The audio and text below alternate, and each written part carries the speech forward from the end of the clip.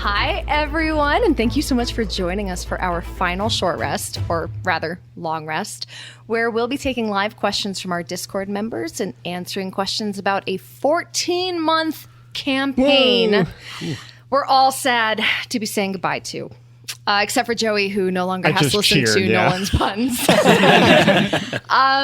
So, first of all, a couple housekeeping things from Joey. If you are here joining us live, take it away, Joey. Hi, I'm Joey. Most of you probably know me by now.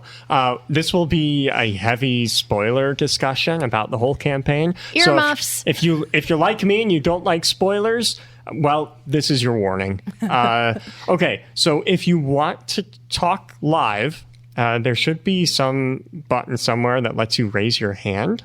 It'll be like a hand with 3 lines going across it. That lets us know that you want to talk, and then Joey will accept you onto the stage. Right. And then I'll tell you that you're here live and you can speak, and just be aware we're being recorded. So you have to suffer like the rest of us. Yeah. Everything you say is permanent. All the bad words you want to get, as personal as you want. Genitals are a go. Also, there is an actual chat inside live chat where you can type your messages too, and so Joey and I are both monitoring Same those. with the long rest chat. Yep. So I have a bunch of questions that were asked in our long rest channel, so we'll have a mix of what are you doing, Aaron? You said genitals were a go. We're going to talk about this later. I have a list of questions that were already asked, and we'll do that plus a mix of the questions that you all are asking us now. So, yeah. How does it feel to be here, guys? And would you like to take this opportunity to introduce yourselves and your characters one last time? Joey, let's start with you. Hi, welcome back to Dice and Friends, your weekly serving of magic, mayhem, and misadventure. I'm Joey, your host and dungeon master, and it was nice this week to not plan an episode. I bet. We've discussed this in previous short rests, but I treat ODAF like a part-time job. Full-time job. So, yeah, if not full-time. So it was nice to not have to worry about it. That being said, it's kind of horribly sad to say goodbye to the world of Kythar and our cast. Most of you guys. I'm not sad to say goodbye to Nolan. I'm going to take that as my cue. Hey, everybody, Nolan here. I guess now I have to say I played Mo the Monk. Oh, gut punch. Right? And I'm pretty bummed about this too, but I'm even more bummed that Joey had a formal introduction because I didn't have a pun prepared. Really? Well, I didn't know you were going to have it, so now I'm just going to do a really lame one. What's the difference? I did, recently I found out that cows wear bells because their horns don't work. Oh, Nolan, we're going to miss you. But no, this was an awesome experience. It is sad that it's over, but I'm really happy that I got to do it. It was a good time. Yeah, I'm Greg, and I play JR, who was a human turned ASMR turned dragon. And quite the adventure. Yeah, a lot of changes. It's interesting that this is all coming to an end. What a ride. What an adventure to do this. Learned a lot, and yeah.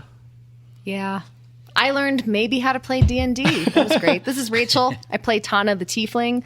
She started as a dead Tiefling, and then she was a ghost Tiefling, and then she was a live Tiefling, and then she was almost a ghost Tiefling, and then she was almost not even recycled into Espis, but here we are. Yeah. No, it's been great. I'm really going to miss you, idiots. It'll be nice to have our basement back. That'll be one thing. That's great. She was alive in the very beginning. So you weren't a dead tiefling at first. You were a live tiefling. I was literally dead in the ice. No, but I we was had a prologue. You were right? alive, and then you were killed, Okay. and then you were in the ice. Whoa. I thought we weren't going to talk about that. That's below the belt. The prologue. I don't want to talk about it. Do you guys remember that one time very briefly when Tana had a British accent? 'Cause I don't. Yeah. I don't remember that. Aaron, take it away. Take it away. I think we all talked differently in the beginning. Yeah, I might have- noticed I did. There might have been some slight changes to our characters. Hi, this is Aaron, and I'm not actually a 15th level druid elf in real life, but I play one on the radio. Yeah. Played one? Yeah. I guess I've lost my job. Yeah, you're all fired. It sucks. Yeah, it's kind of a downer. Anyway, hi. Yeah, I played Finny and the Elf.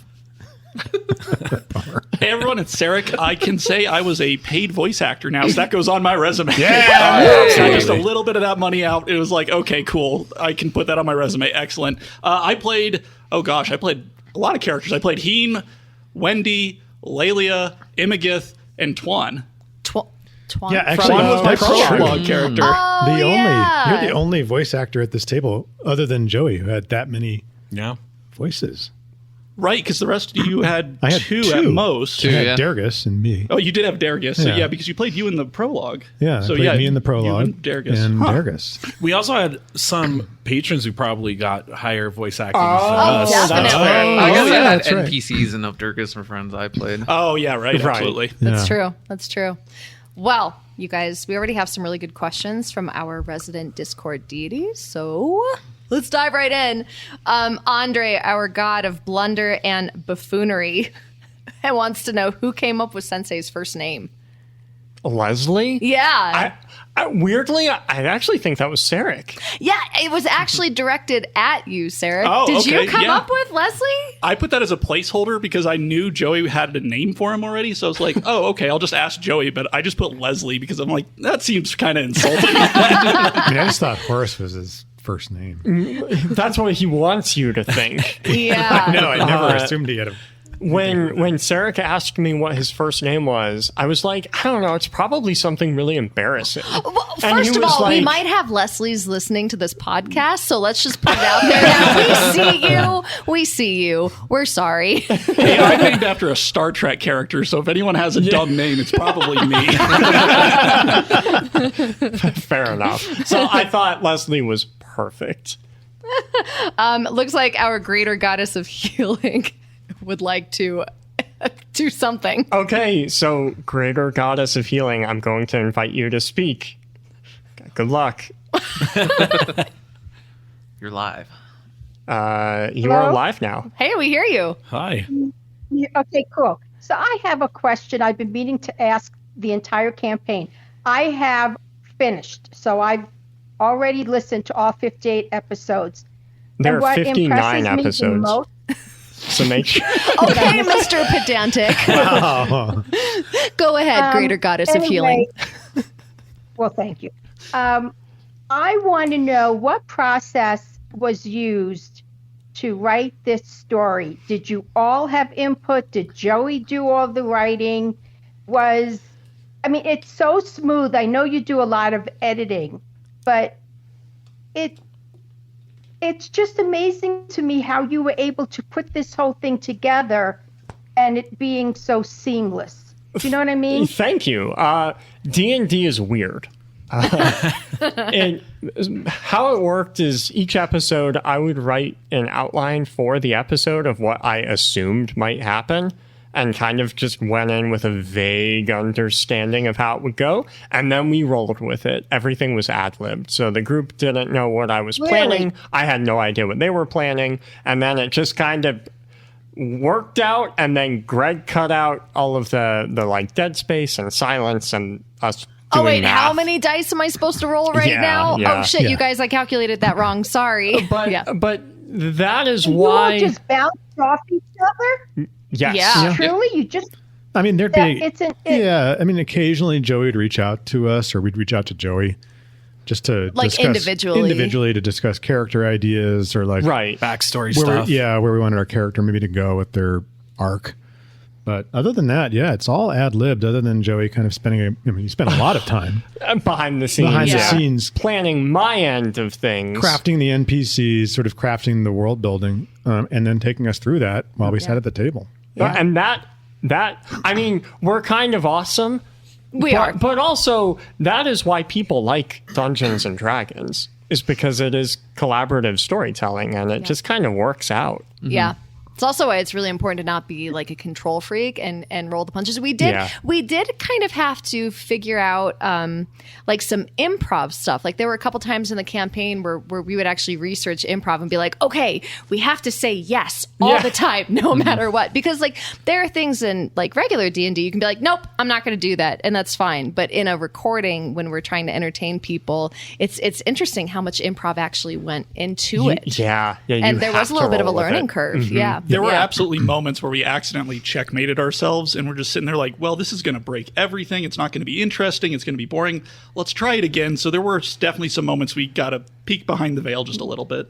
Yeah, there's a little bit of And metagame. how did you decide the accents? Like some of your characters, Joey in particular, because he did a lot of, the NPCs. characters that, yeah.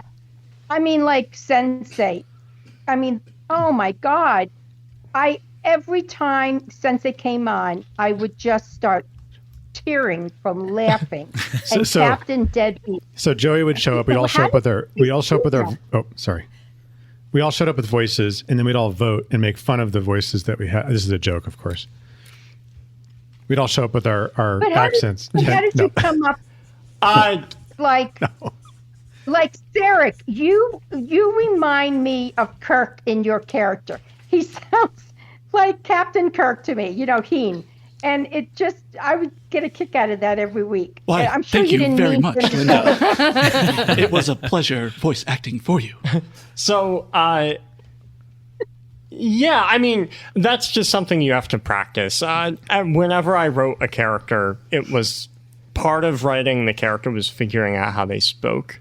Did you say deadbeat was because I said howdy, so you gave him a And it southern just kind of accent? like stuck in your Yeah, head. Yeah. so originally he was going to be, he wasn't going to have a southern accent. He was going to sound almost cliche pirate. And then you said howdy, and I was like, well, okay. Southern it is. Okay. Thank you Thank for your you. question. Yeah, thank you. So airborne _69 phone. By the way, who are you? You have to tell me who you actually are. Has a great question. I'm going to direct this one at at Nolan and Greg. How many large creatures can fit in the prison pocket? Ooh. I actually would like The a prison scientific, pocket. mathematical answer to that. Well, please. okay, So so we had first a off, pig. large is an actual class in D&D, so let's go off of that. How Okay. big is large, Joey? Large is 10 by 10 by 10, I believe. You fit in a 10 by 10 by 10 So it's 10 cubic feet. cube. Oh, man. Okay. I'm going to say 1.5. Which half? That's up to your imagination. I think we actually talked about this in one of the early episodes. Yeah. I think it was discussed that 2.5 people could fit in. Yeah, or prison two people and a pig. 'Cause we Yeah. had two people and a pig in there, and it was pretty tight. Okay, I'm going to take this opportunity to ask a question from our goddess of circus and dogs. That is a great deity name, by the way. Lee wants to know, other than your own, who was your favorite PC? And she did specifically say PC, so I don't think she wants like non-player characters. Oh, that's it. Okay, I can't answer that because that's like picking your favorite Of course kid. you can answer that. So, in other words, you have one, you just won't say it. I love you all equally, even if I don't like you all equally. You hate Mo, don't you? That's okay.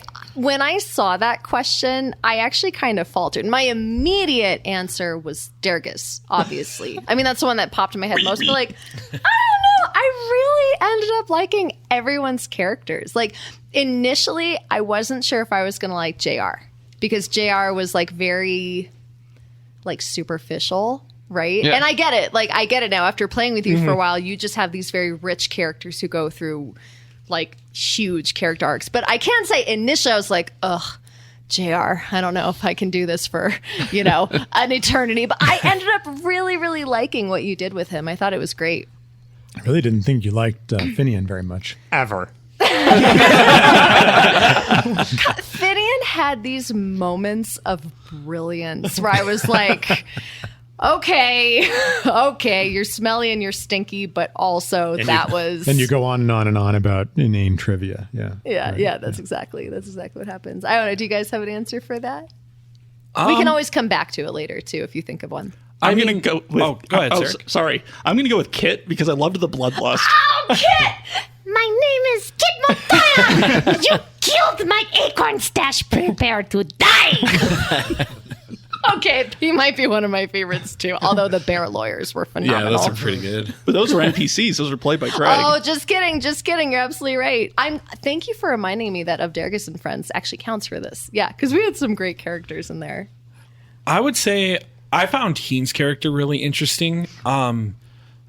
Scions are fascinating to me, especially since they're so complicated. I would never play one. Yeah. So it's really cool seeing them unfold in the game. But like, if you guys had seen Sarek's notes, I was like, wow, mental note, I am never playing a Scion. You're only ever going to play monks. Yeah, it's so good. It's just a good class. Okay, I'm going to move on unless you guys have. Oh, I really liked Mo's story because it was a good story to begin with. Especially before we hit like the big fighting a giant, we fought a leader of a monastery.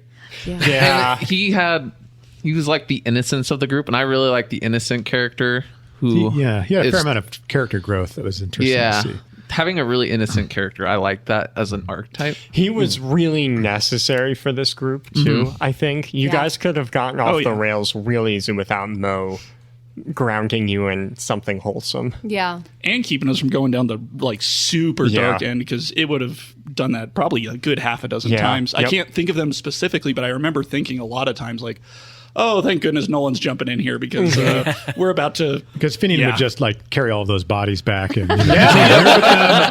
and bring us all in on that, and that'd be bad. So are you saying he stopped you from becoming a lich? I don't know. That's a great question. Hey, I had an liches idea. get stitches. My headcanon is that Finian did become a lich post-campaign. Oh my god. Well, I mean, Durgus did find true love, Yeah, so we know true. that Yeah. Finian is evil. Yep. That was confirmed. Is it truly evil if you have good intentions? He straddles the line. We're all, let's be real, everyone was evil except for Mo. I don't know. I was actually just thinking there was that one time when Tana actually then had to come and bring Mo back. You remember that? Because you were going with your old friends and you were like, I'm not with Noodles and Company anymore. I'm a bad noodle. Actually, I think you said we were all bad noodles, even though you're the one who was eating them with ketchup. But anyway. Yeah. So, like, Leaving the company. Bastard. yeah. Hey, one of our deities, Zach, has requested to speak. Oh, thank you for Bring it. Zach, I'm inviting you to speak. Okay, you're live. Maybe. You might be on mute, Zach. Okay, we'll let you think about that. Zach is one of our shy patrons. Let us know when you're ready or just interrupt us. We'll be happy to hear your question. Okay, here is so I have kind of a serious question here from our greater god of chaos.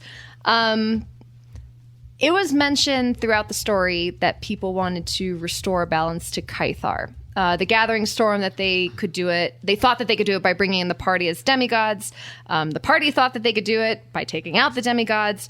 So, Joey, what did you mean by bringing balance to Kythar? And how did taking out the demigods restore balance? And bonus question, how would the world have been affected 5 years from now if the balance hadn't been restored? So I have this issue where I don't like monologuing in character because it never feels natural. Yeah. And so I try to give the information as naturally as possible. And unfortunately, it means sometimes you get pieces throughout episodes.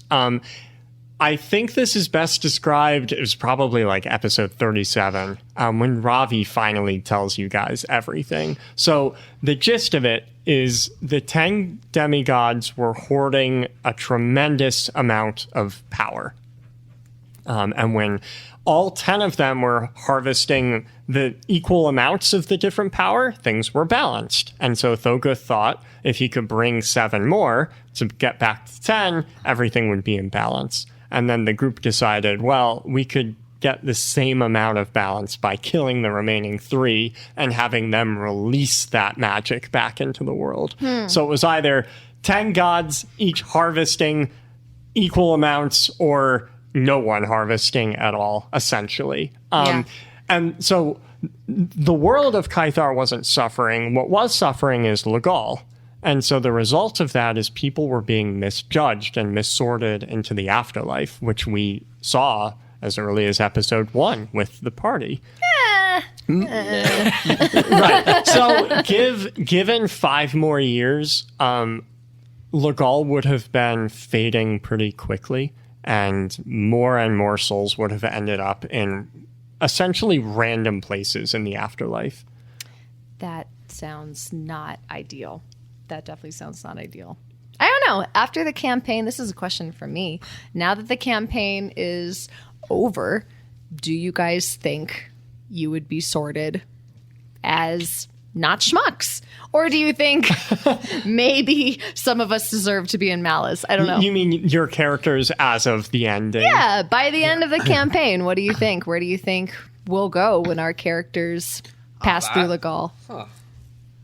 Oh, that is an interesting question. Finian would have ended up exactly where a neutral druid would have ended up, probably in Mercy, where he belonged. And just planting mushrooms. Yeah, whatever. Yeah. I think he would have just ended up where he was supposed to.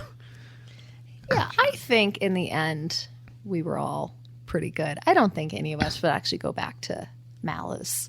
I don't think so. We did kill a lot of people, though, You so it killed kind of a depends lot of on people. Legal's equation. Yeah. Did we now? Did we kill a lot of people? Did we ourselves kill a lot Mo of killed 2 people. Yep. And those definitely kept me up at night. Both were Tritons, so I'm Yeah. pretty sure Mo is racist.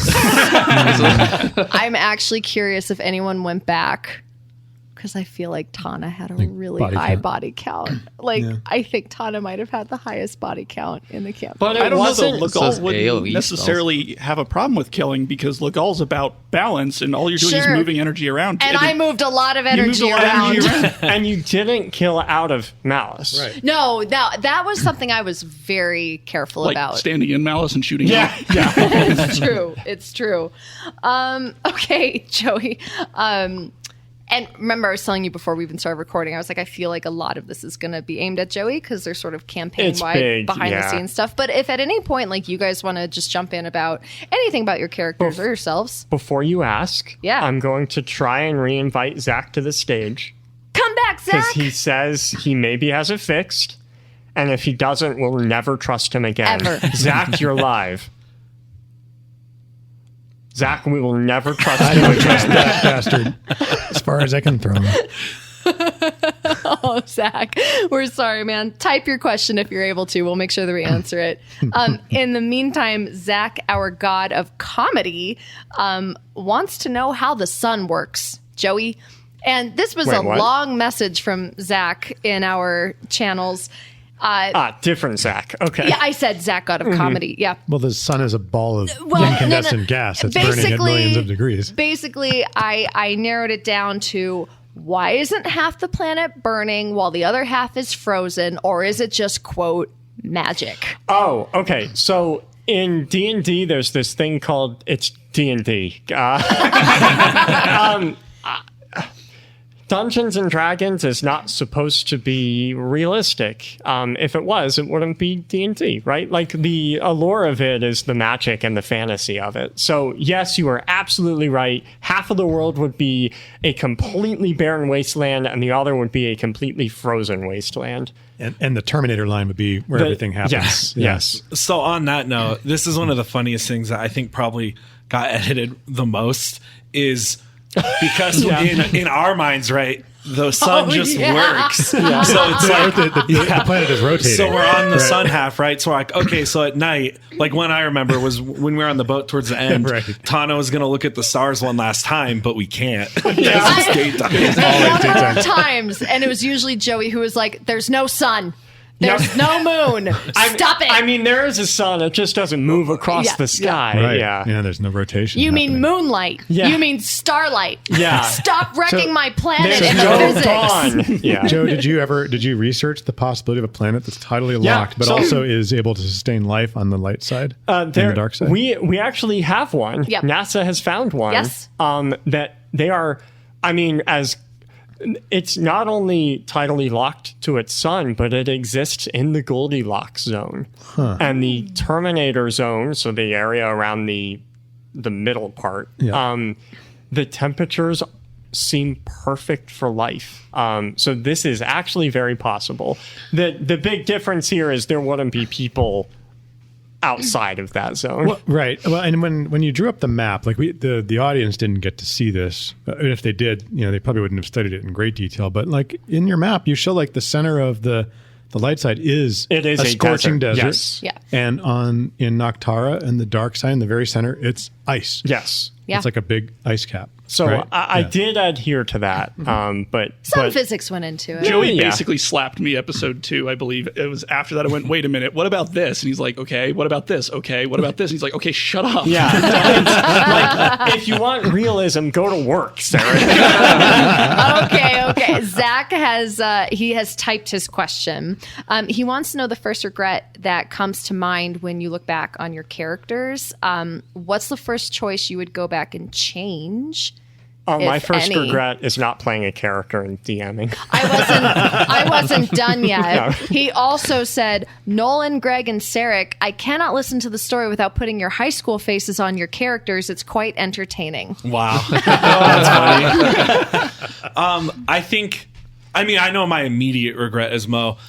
I don't know how much you guys might have noticed this, but I really tried to go the whole campaign without killing anyone because I don't think Mo could stomach it.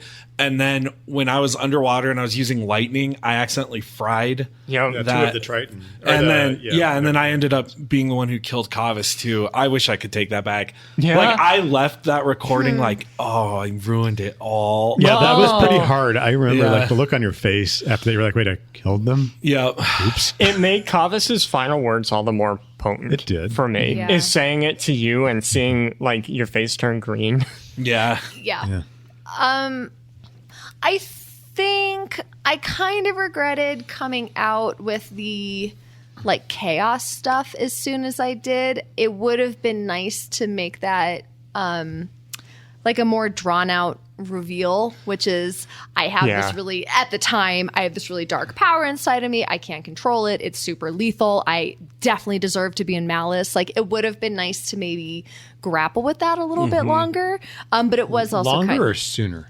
no, like longer to not do the reveal quite as quick because I think it was like episode 7 maybe, and I remember I was like drunk on ghost ale and like hiccuping as I told you guys. 6 or 7, probably. Yeah, but also at the same time, like reveals have to happen at some point. We can't all wait until like the 5th arc to be like, boom, mic drop. I'm looking at you, I Greg. was going to say, right. Yeah. I like to draw out my spoilers. Yeah. Well, you do it well. Yeah. Because I wouldn't. Like, as a player, I'm like, I want you guys to know. What was it? What Oh, yeah, episode it's was it where you hard, became a dragon? That was like 54?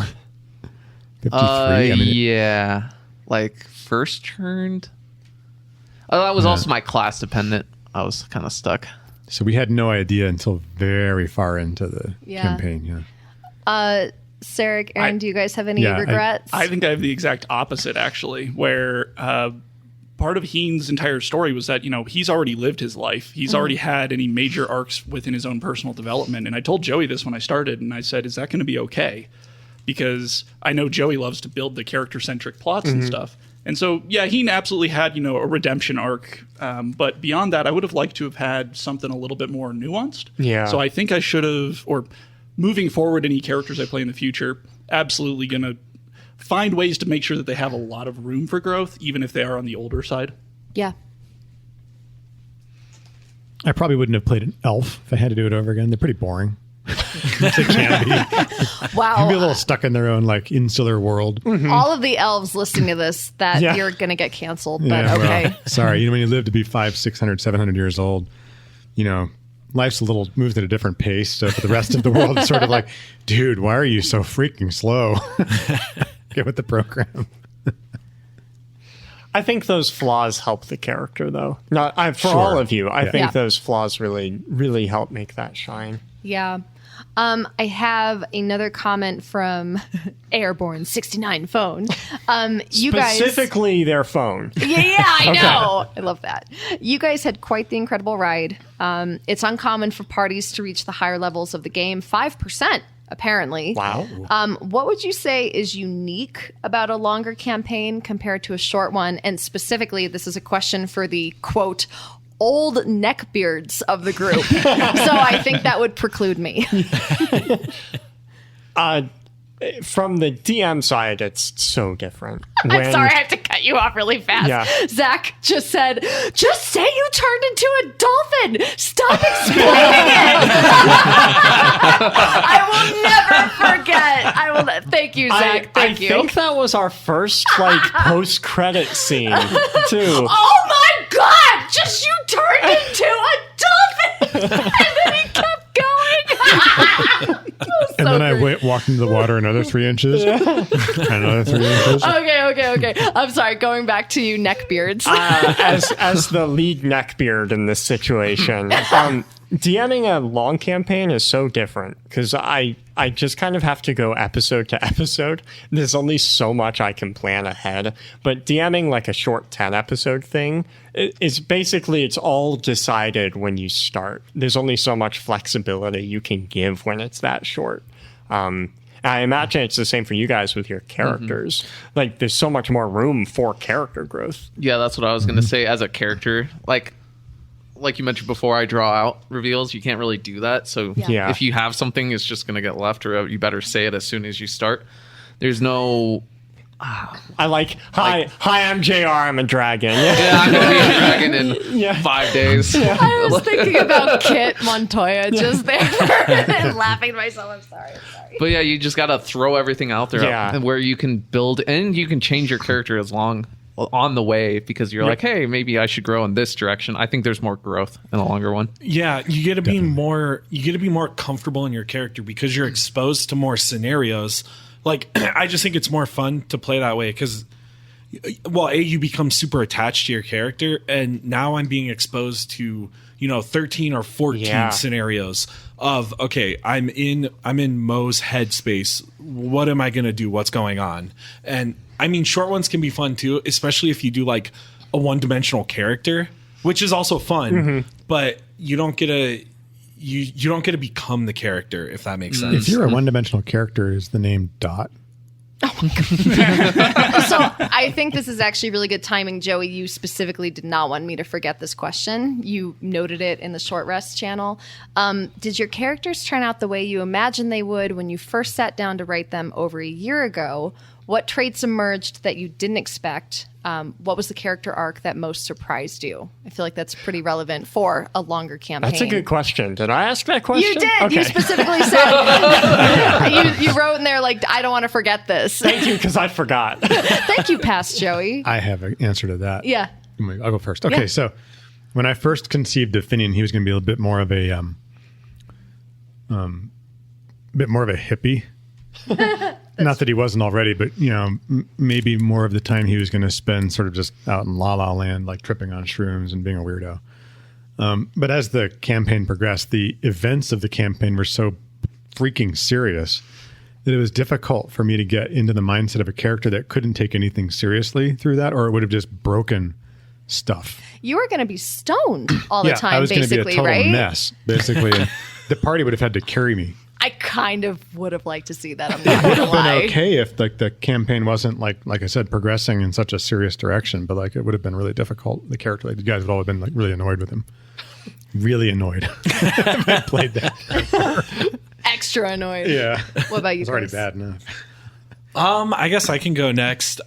So I love what Mo turned into, but that was not my initial plan with him. So when Joey and I were, going back and forth, and I was telling him about Mo, so Nolan, obviously knew that Sensei probably had malicious intentions, but Mo had no idea.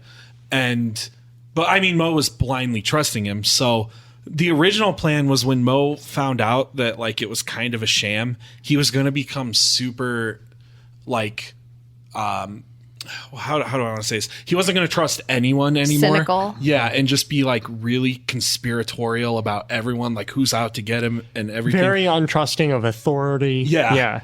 But the way it played out, I kind of realized like, okay, yeah, it's Mo's greatest weakness that he just automatically trusts you. It's also his strength. Yeah. So he kind of just leaned more into it, which I loved, honestly. I'm glad It was went that way. it was a very charming and endearing level of naivete. Yeah. Without being over the top. I think you played that line pretty well without like driving the rest of us crazy. Right. I don't know. right. How many times did he go down a dark alley? Well, I mean, but it was And spend amusing all and of never his did get us gold. all in great trouble. It's not like you went and said, "Oh, hey, Mardani, I believe you," and we're gonna, Right. I mean, like, and ran off to join the evil circus. The evil circus. Yeah. I had absolutely no idea that Tana was going to get an emotional support demon, and I think that is maybe my all-time favorite thing about her. Is Kriv? Like it just like Oh yeah, that was so. and it's so funny because Yeah. Joey didn't tell me anything about Kriv right beforehand. And when we were fighting this demon, and everyone was fighting him, right? Like Yeah. we weren't pulling It was our a battle. punches. No, we were rhyming. God, I love that. Seriously, one of my favorite episodes of all time. Not gonna lie, But it was too. I just, both as Rachel and as Tana, I was like, I don't really want to fight this guy. I like this guy. And like, yeah, he actually did like damage to Heen and you know, one could argue maybe isn't the greatest entity on He Kaisar. is a demon. He is a demon. He is a yeah, demon. he's chaotic But- evil. Eat us. He's chaotic Like- evil. He's not a good dude. Would you say he's chaotic? He's no, probably he's chaotic neutral. He's probably like the purest chaotic neutral. Neutral. In Okay, so he's a existence. neutral Yeah. then. Yeah. Which I have actually never. Chaotic neutral is a really hard one to find. So I Yep. love that we actually have an example of that. No, I absolutely, that's like one of my all time favorite things that we did. I love that I have an emotional support demon who can give me hugs while also strangling other things. Like it's just, I just love it so much. I will genuinely miss Kriv a lot. I will not miss my preparation for playing Kriv. His dialogue was the hardest brain twister nonsense I have ever done in my life. And I loved it. It was so great. It was so great. I have to admit, I certainly didn't catch on to it very much at all. I was like, That's funny because I think Sarek and Nolan were actually pretty much following along. Like, Yeah. yeah. I caught parts of it, but some of it was like, whatever. I was expecting Heen to become evil and actually betray the Oh. group. I know how Joey likes to mess with your backstories. I was really expecting he was going to find a compelling reason for Heen to rejoin the Seekers and to work with them to try and kill the group. Oh, that would have been awful. What a different direction the campaign would have taken if you'd done that. Yeah, right. Wow. And then that would have been right at that pivotal moment where Mo's like, I don't know if I can trust the group too, because that would have been early to mid when Mo was really struggling with that. That would have been a very, very different story. Wow. Huh. Okay, well. I have a question for everyone. What was your inspiration for your characters? Oh, that's a good question. Pure I can start chaos. with mine. I based mine on a JoJo reference. That was a JoJo reference. From Who JoJo's in the Bizarre. Discord guessed that? Was it Ricky? No, It it was was Jeff. Jeff. Yeah, it was Jeff. Yeah. Yeah. That was really funny. You were like, yeah, you caught me. I think my character was sort of like equal parts Jeff Spicoli and the dude. And Okay. that was my original conception. right. It was, and it totally played it differently than that. That would have been, like I said, it would have been like some sort of weird, fucked up Tom Bombadil character without the power. And you guys would have been like, "Why are you here?" I still want to play with that character. That sounds It would have been fun. interesting, but difficult with the arc Yeah. of the story. Right? It would have been difficult to stay in the character for that. I really like the twisted, broken aspect of like good and evil, and especially when you start intertwining them. And so I definitely was like, I want a fallen paladin of some kind. Yeah. And so I looked up what are some examples of fallen paladin, and at the time I was playing Doom. So actually I based Heen largely off the Doom Slayer and tried to give him some personality. I listened to a whole lot of metal while I was writing his backstory. And then just went back, changed the music around, made it a little happier and stuff, and then changed pieces of it so I could actually build it. So I actually used quite a bit of music to help inspire the different that's pieces. cool. Oh yeah, that's sweet. I based mine off of, so one of the reasons why we started discussing with Joey to get into D&D podcasting was I came across a D&D podcast called Dungeons and Daddies, and one of their characters, his name is Henry, and his innocence and like aloofness was just so hilarious. I just wanted to play a character like that, and I think that's kind of where I pulled my inspiration from. I have always loved glass cannons. Anytime I play like Diablo and make a character there, they're just, Aaron's like, you should put more stats in your toughness. I'm like, bite me, as I put all of my stats and, like my magic and power. And it ultimately works if you can dish out enough damage before you get hit. I mean, yeah, I only almost died like 12 times in this campaign, so clearly it worked out. I'm not fond of this question, but it was just asked in the Discord, so I have to ask it. If JR didn't turn into a dragon, would he and Hana have ended up together? Ooh. Interesting. Maybe we leave that to our listeners' imagination. I'm already feeling jealous over here. I think JR and Tana actually really pushed each other's buttons. Yeah. Especially when JR was, possessed by a sword. Remember, we almost killed each other. It would have been hot for about a week, and then you would have actually killed each other. Probably. but there was I don't know, we always ended up naked or whatever. So who knows? Who knows what would have happened? He's got a thing for ASMRs, though. And you did have the D&D universe's most repressed and or controlled tiefling ever. Anyway, Allie,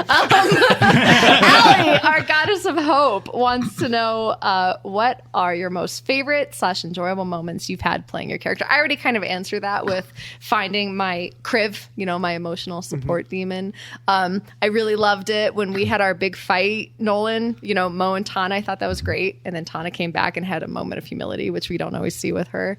I loved all the moments where Tana and JR did wake up naked or something, or there was a double entendre about your sword. The whole lightning rod. That whole episode was, my face was hurting from laughing. Yeah, and that was we didn't know each other very well by then, right? So I was kind of like, here we go, you're gonna know me now. And it kind of started, I remember this really clearly, Greg initially was kind of squirming, I don't know what to do about this, and then he was like, yeah, my rod. I was getting into it. It was great. It was definitely a cohesifying moment. My favorite part playing Finian, as far as the rest of the group, is getting the reaction when Finian would say, well, yeah, I went off and wild shaped and disappeared for a while. And you're all like, what are you doing out there? Well, there hasn't been a lot of romance in the last year. Okay, Sarah, there were a few moments like that where you all called me out for that. It's like, well, let your imaginations run wild. I think running with Durgus. Oh yeah. I think my favorite. I actually really enjoyed playing Soul Render. Yeah, of course you did. Of course you did. I have two archetypes I love playing, and that's the lawful evil and lawful good. Mm-hmm. And I think playing a villain's pretty fun. Yeah, they are fun. And being able to switch like that and then pull little teeny tiny things that would annoy people, sitting on the toilet while you're talking to people. So good. When JR came back after all of that, the night and day difference really caught me off guard because you rolled us all in so slowly with Soul Render that when JR came back, I was like, holy shit. Yeah, that was a good bit of acting there. Yeah. Oh yeah. I think my favorite episode we recorded was actually the one where we were trying to rescue Tana because it was so fun to get in that new angle of the four of us trying to work together while we were just exploding on each other. And then Sarah coming in with the comedic relief. That was so hey guys, funny. What's going on? Yeah. I think that's actually really good timing for a question that just popped up from Airborne, which is, sometimes really getting into a character or campaign can teach you something about yourself or spark some out of game personal growth. And they were wondering if that's something that we felt along the way. I'll take that one. Start that one off. No. Believe it or not, actually, Heen is the first character I haven't. I have a template for how I build characters, and it's normally I choose some weird aspect I think about like of myself that I either haven't explored, or what happened if that went a different way, or something like that. And I usually take that and I turn it up to 11, and that's how I build my character. And then I'll go look up the magic from there. With Heen, I had already played a similar character in terms of like skill sets. I already knew the skill set. And then with Heen, I guess, I mean, I absolutely relate with the Fallen Paladin type of thing a little bit. I'm not going to get into detail about that because that's a long story. But that wasn't one of those aspects I wanted to explore. And so Heen was just, what do I think would be an interesting story? What would be a good group supportive? I knew I wanted to be kind of the old man of the group who'd already lived his life and already done stuff. And I figured I can't really personally relate with that yet. So I guess in a sense, I did kind of explore a different angle, but that wasn't the intent with this. This is literally the first character I've ever said I'm not leading out with that. How many years old, like in human years, Earth years, was Heen by the time he died? He would have been around 55 to 60. That's funny because you were only a little bit older than Finian. Yeah. Because he's 50 plus the 5 years he aged. So I early actually on, liked your guys' camaraderie. Yeah. Right? It The worked. two kind of older, wiser characters. If there was one thing we didn't get to do is to kind of dig into that a little bit more. Like we talked at one point in one of the episodes about sort of the philosophy of balance, right? And how to like teach others to use magic and use it wisely, because that would have been kind of your mission if you hadn't basically gotten sucked into this bigger kind of global problem. So that would have been a fun thing for our characters to do. I don't feel like I regret not having done that because it just wouldn't have made sense to kind of go off on our own and do that. It kind of took a strange Would have been a turn neat direction. because I was originally thinking, when you mentioned you were older, like 50, 60 as well, I was like, oh, okay, we have two more mature characters in the group. And then it turned out, no, that was not the case whatsoever. And it just completely went the opposite direction I was expecting. And I was like, 50-year-old elf is not a mature. yeah. I didn't even register that when you first said it. I was like, oh, he's 50, he's 60, he's older. No. Yeah, no. He needs some more seasoning, that's for sure. What about you guys? Was there any out of game growth or changes that you guys like Greg, did you finally realize that hitting on people's mothers isn't necessarily the best course of action? He's smirking at me right now. Well, I mean, that's a JR thing. I tell you. No, I built JR different for me, I'd say. Also, the character changed from, I think the initial character was nothing that I had for this campaign wasn't anything like, and then it changed from class to backstory. Yeah. So there's just a lot of change. And I built it separate, so I don't know if I learned. The short version is none of us grew or changed or matured in any possible way from this show. If anything, I would argue that we all devolved and became more immature. Would you all agree? Absolutely true. Okay. Yeah. I'd say I learned a lot from the whole experience in general, though. The podcast, The podcast, yeah. recording and you know, Yeah. doing the kind of live voice recording is a really interesting experience. Yeah, for sure. Because I don't think any of us have done this, at least to this degree. Yeah. Marshmallow Tasha, this was a question for me. She said, since I was the only non-D&D person going into this, after this campaign, will you continue playing? Never.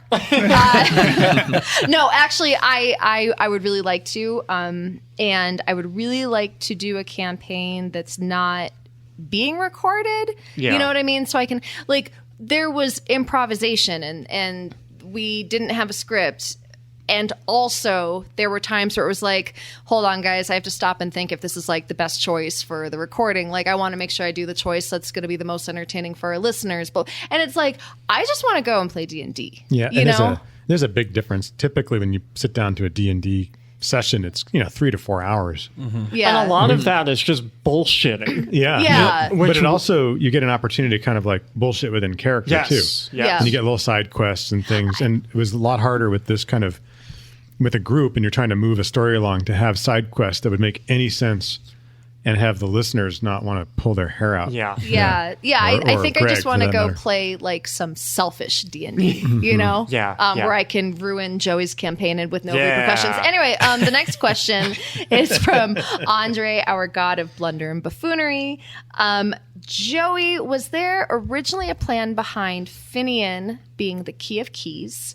And was that your original intention, or did you modify that after the party took a completely different path than you thought? So Imiguth was always going to play a significant role in the story, just not the role he ended up playing. And so Finian was always his key of keys, his tumor that he implanted in the party to derail the Seven and ruin his brother's plans. So now the Gathering Storm didn't realize that their visions were clouded by, of course, the Cloud Giant. And so the Tome of Insight heralded Finian as this great key of keys who will, the Seven are the keys, but he is the key to those keys.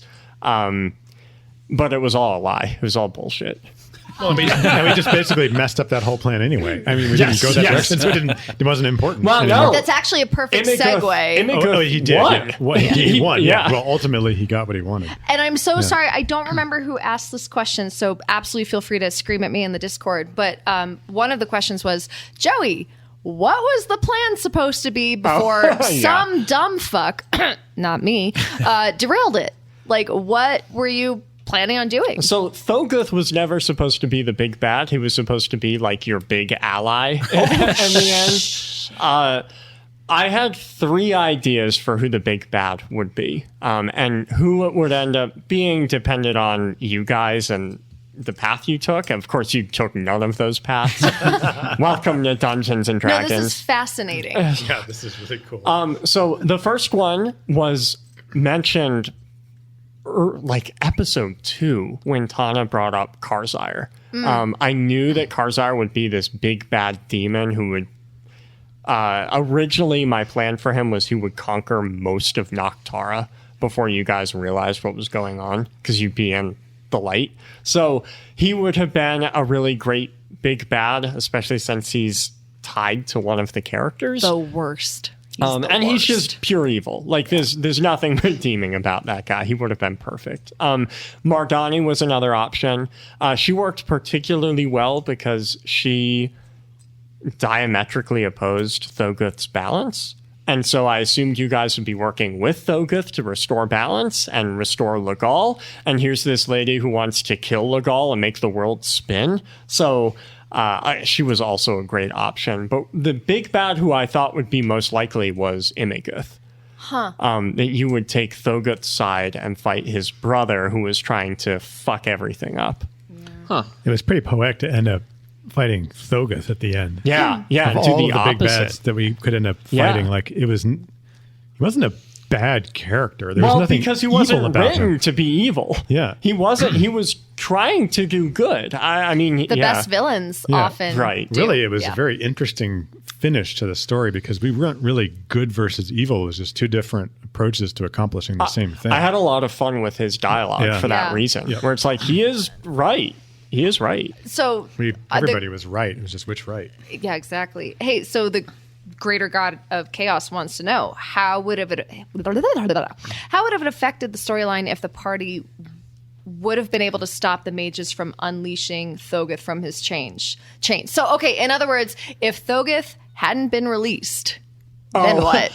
That combat was crazy to prepare because there was so much shit going on. I had no idea how to balance it, so I just kind of was like, yeah, these numbers seem fine, let's roll with it. I made it very difficult to stop because of course the point would be for Thoguth to be the final battle.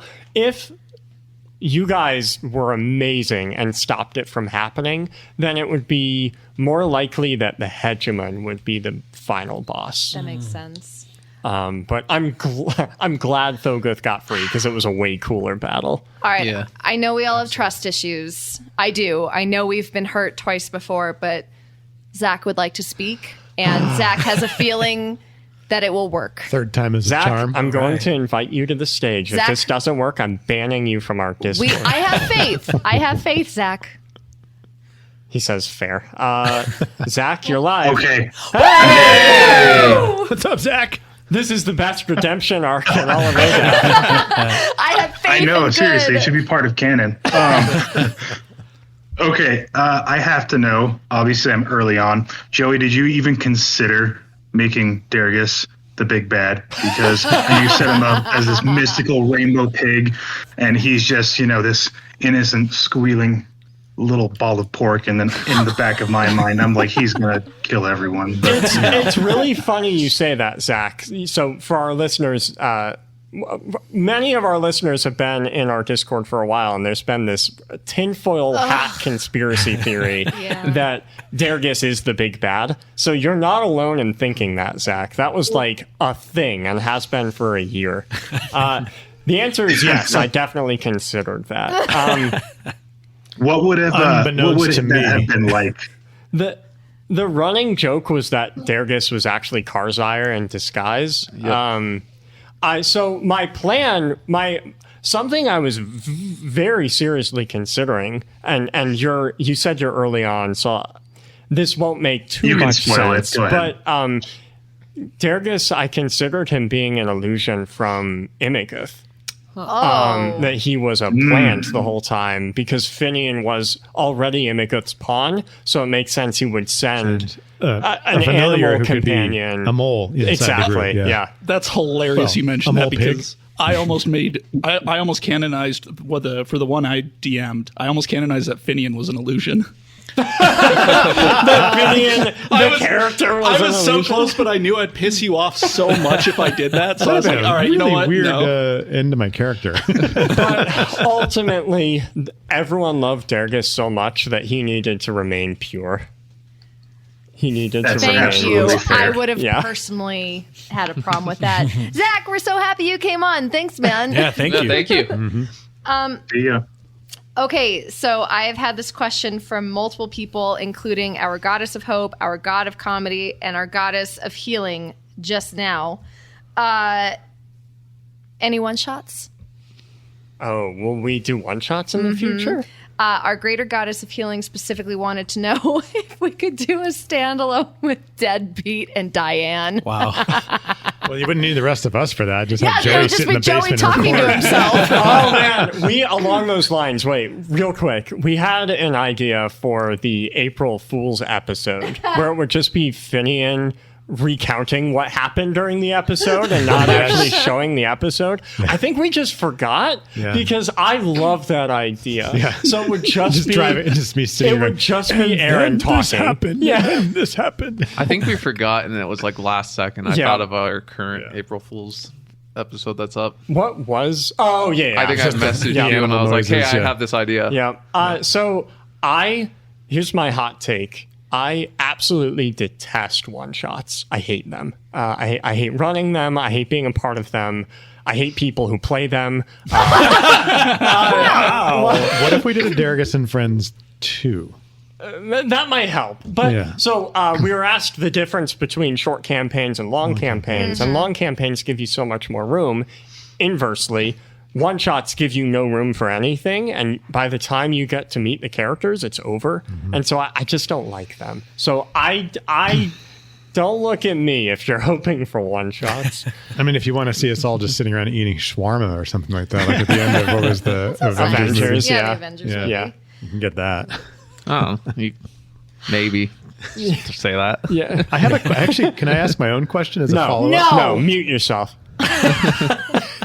Shucks. Go ahead, of course. So I had a question about like short campaigns, long campaigns. It just occurred to me because I've never actually played in a campaign like this. If you were doing a campaign that was short, like 10 episodes, but you had big time skips between each episode or each session so that your character could then grow and evolve, and basically you have to come up with your own. That would be an interesting way to off do it. screen. Yeah. Off screen, basically, and you come back to the table Yeah, like that it's would 2 be years later. interesting. Yeah. Or 3 months, whatever it is. Yeah. Yeah. Because we kind of, our arc was really over the course of what? It really was about a year. I think it was almost exactly a year. Right. Yeah. So not a lot of time progressed. So character development, you get a fair amount in that period of time, but it's not like we went 2 decades. Right. Right. So that is kind of a good lead into a question from Tiger Tony, who wants to know, how do you feel this campaign has gone compared to others that all of you have been involved with? And I know you guys have definitely talked about this a lot, like before we hit the record button, we were like, oh, well, at least so-and-so didn't do this horrible thing this time. Like, there's still bad blood. Nolan's character needed to lose an eye. I'll just say that. Yeah, that is true. So Nolan's character has lost an eye in maybe literally every campaign, and it's Except not for on this purpose. It just kind of happens. Well, you lost an arm in Lost this an arm, one. yeah. True. Close. Yeah, I had a plan for Nolan for Mo losing an eye, and then I must have forgotten. So I'm sorry I let you down. No, it's Let us totally all fine, down, man. Joey. It's I was not waiting too for late. it. Yeah. I mean, You should have shown back up in the epilogue. Missing with an eye. patch. like an eye patch. Oh It's like my a farming God. injury. It's a long story. I climbed the ladder and got my eye pulled down. I actually feel like the way everything happened was pretty D&D, right? I mean, it was certainly truncated a bit with episodes being a lot shorter. We didn't have 3-hour philosophy arguments, which is, that is very common in our D&D A lot, campaigns. yeah. But otherwise, to me, it was D&D. Yeah. I have played in campaigns in the past where the lawyers all brought their books to the table. Yeah. And thank goodness Joey does not run campaigns that way because it drives everybody up a wall when there's just arguments The over. most important rule is the rule of cool. Right. You want to make sure it works. Yeah. Yep. Well, we are actually coming down to our last couple of questions. Of course, you guys are welcome now to put any last questions you have in the Discord. On my end, I only have a couple of more.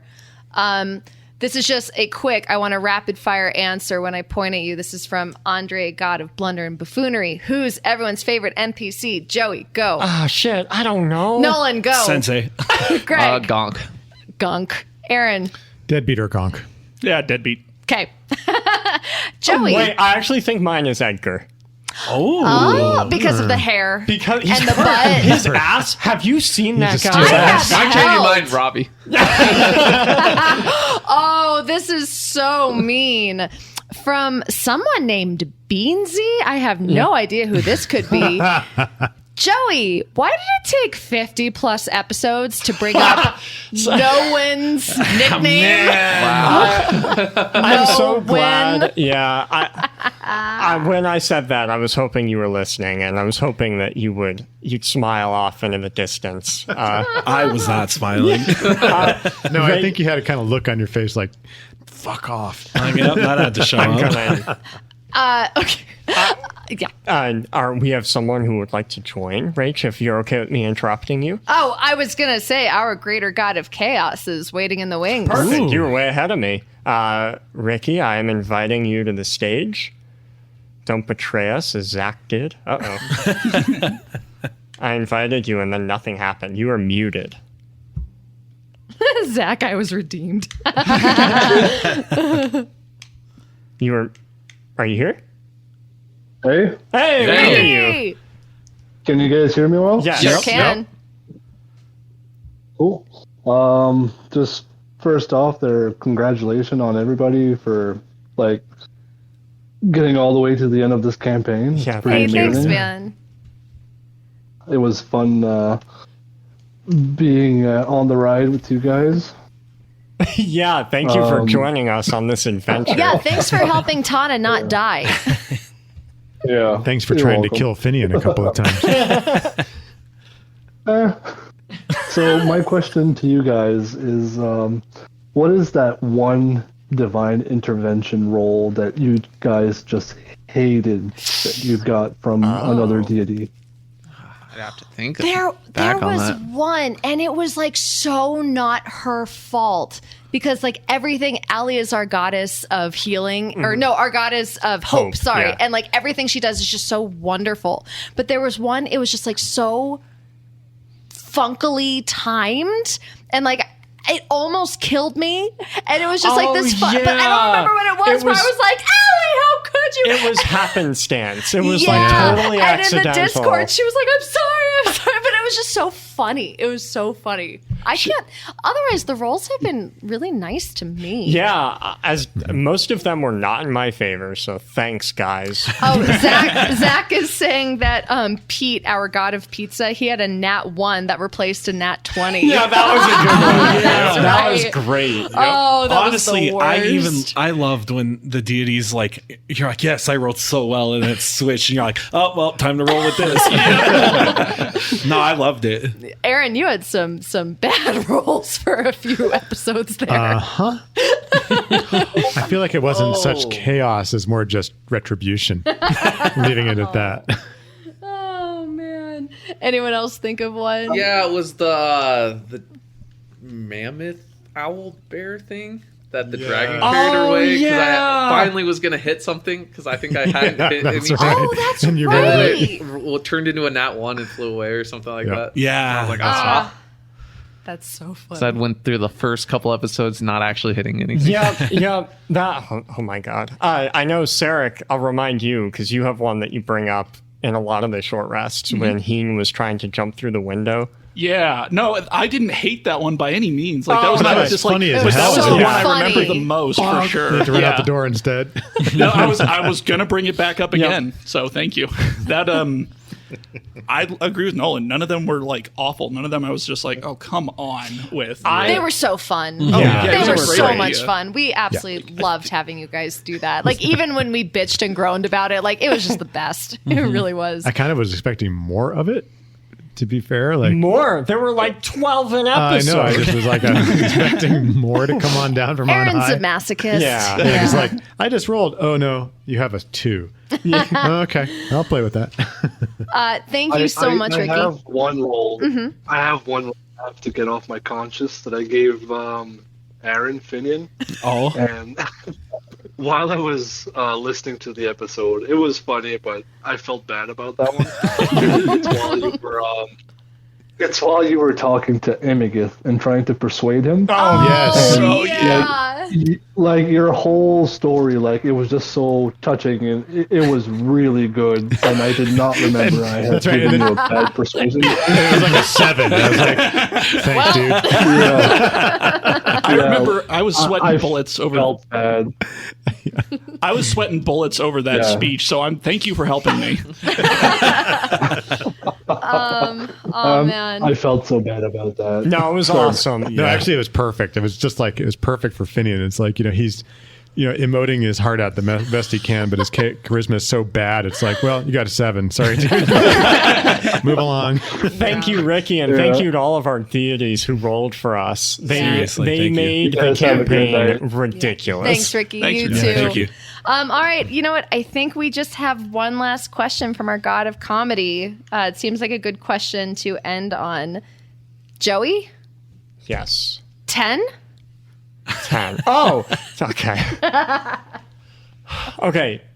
So there are 10 forces of magic, basically. This was the whole balance thing. So these forces of magic, from these, naturally, the 10 demigods arose, and each demigod created a race, so there were 10 races, and then the 10 demigods allowed certain members of their race to ascend to become dragons, so there were 10 colors of dragon, and this magic influenced the way geography was set up, so there were 10 places in the afterlife that Legal would sort you into, and he would sort you based on those 10 aspects. So everything in this world is centered around the number 10. That's why things were out of balance. Yeah. So the reason I wanted to hit that home so hard is because when I then introduced the concept of the 7, I wanted it to be like, wait, why 7 and not 10? 10. And so you would, because at the time you guys didn't realize, Finian knew that Tregeth was alive, of course, but you guys had no idea that there were still demigods around. So Brilliant. that was the point. Question for you. Did we, I didn't keep track of it. Did we end up visiting in some capacity all 10 of the, No. No. No, I don't you think we did didn't. we? We didn't even come close. No, you maybe saw half of them because you saw Right. Malice, Tenacity, Pandemonium. Pandemonium, Mercy. Mercy. Oh, well, and Malice. We said Malice. Oh, Trickery. You saw Trickery. Trickery. So I think you saw half. Well, when we saw Thogoth, we were in his domain, so that would be another one, right? No, that was on the Vitaran side. Yeah. Because he was alive. He never died. That's I mean, right. until you killed Do you him. have the other 5 paths on? Yeah, you want to know what they are? I do. Yeah. I just pulled up the... I thought there was only 5. There are 10.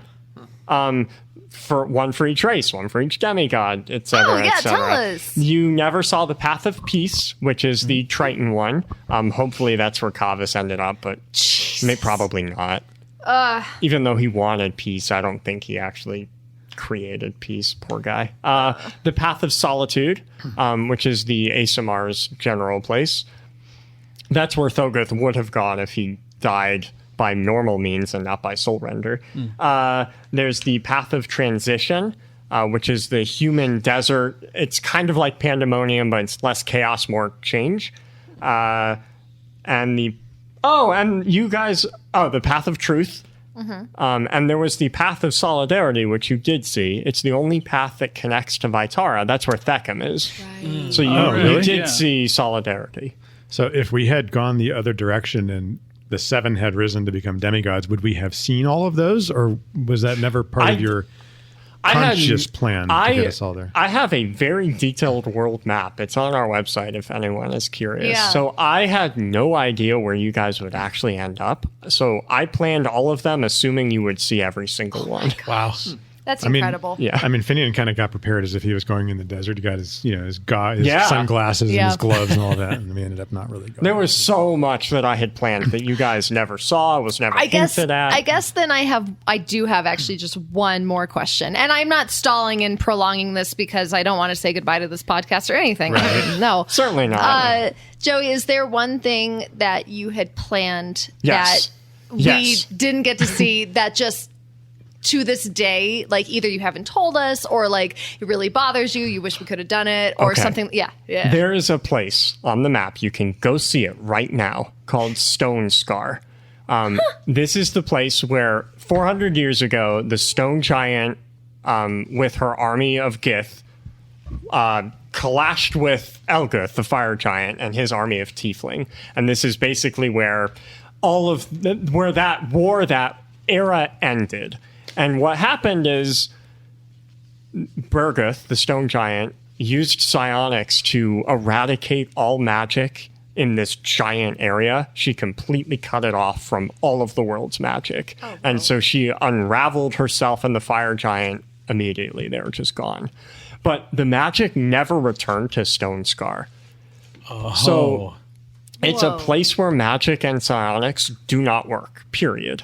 Now, why is this so important?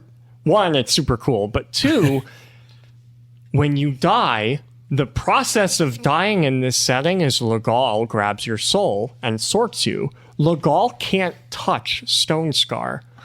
People don't die here. And they but they age. Whoa. So there's this city in the center of Stone Scar called the Living Catacomb, and it's made up of bones. If Aaron's showing us Aaron on is the literally map. showing the map. The Living Catacombs is made up of the bones of people who have lived here, but they are still alive. They just they can't move because they don't have muscles or tendons or ligaments. It's actually rotting in But situ. they're awesome. aware. And it's ruled by And this awful. Lich guy. There's no magic, keep in mind. So, but he's hundreds of years old. He was there during the original battle. He just kills the strongest people and grafts their muscles and bones to himself to replace his own. And so I loved the idea of you guys going here. You would have no magic, no psionics, and you'd have to fight this guy who also doesn't have magic, but he has like 4 arms. He has like muscles grafted on everywhere. I thought that would play a bigger part in the story. That would And be it- really and no like- part in Yeah. the story, So unfortunately. no part. It was every time I wanted to mention it, because there are stories of this place. It's big in Belior, this place where no magic exists. So people love retiring there, right? They don't realize what happens there. But every time I wanted to bring it up, it just never happened. That's Man. amazing. That's too bad. Well, you guys, in a world where most stories aren't finished and most D&D sessions are canceled because of conflicting schedules and a lot of shows are canceled midway through. I am really proud that we put this show together. I'm really proud that we took it this far. And I am so grateful, as I know everyone at this table is, for all of our listeners in Discord, outside of Discord. We couldn't have done this without you guys. We appreciate you so much. Thank you for being part of this journey from episode 1 until now. We love you guys. Seriously, thank you all. You made this the best journey. Yeah. So thank you. Yeah. Absolutely. Our Discord will stay open forever. Even after we're dead, we will run it as zombies and ghosts. Out of, what's it called? Stone Scar? Yep, we will be the living catacombs running this Discord for you. So don't be strangers, okay? Until next time, a possible campaign 2, a possible season 2. You never know. Matt Mercer, if you're listening, we won't be far. I was going to say with or without Nolan. Oh, wow. I would replace Nolan with Matt Mercer. I get it. But he has to do the dad jokes. That has to No! Don't make me hate Matt Mercer. Well, with that, you guys, I think it is time to turn off our mics and hang up our headsets one last time, at least for now. So, thanks again. See you guys. See you, nerds. See you, everybody. Bye.